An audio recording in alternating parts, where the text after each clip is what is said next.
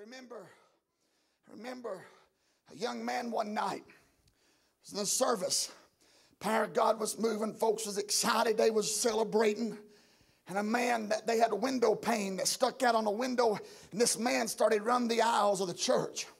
His hand caught the edge of that window pane, and the bone in his top of his hand broke and come through the skin and was sticking out the skin. I seen this. I watched the saints of God lay hands on a God moment. Lay hands on that hand of that brother with the bone sticking out. And before everybody's eyes, in 1992, I watched as God caused the skin and the bone to go back in place in that hand, and he didn't have to leave the service and go to the doctor. A God moment. Come on.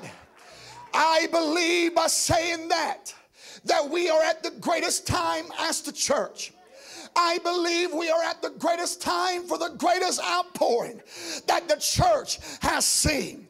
I believe God is raising up you all and people around the world that believes in Jesus Christ, that we're going to not sit down, but we're going to increase the numbers. We're not going to give it up because there's only one and true living God. Come on now. And we know who he is tonight. I said we know who he is. It's in them God moments, though, that changes everything. See, it's in God moments. How do I have a God moment, Brother Scott? It's when you pray. You create that God moment.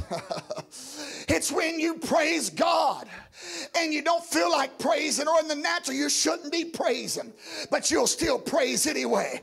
You create a God moment.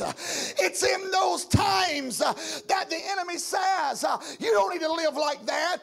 You don't need to be dedicated, but you say, I'm going to be more dedicated than I ever was, because I believe that when we create that God moment, it will change the environment that's around us. I don't care if you work with atheists on that job. You may be the only believer they are on that job, and they may say you're going to have to take the back seat, but I come to tell you, God's got some promotion that he's about ready to do. The economy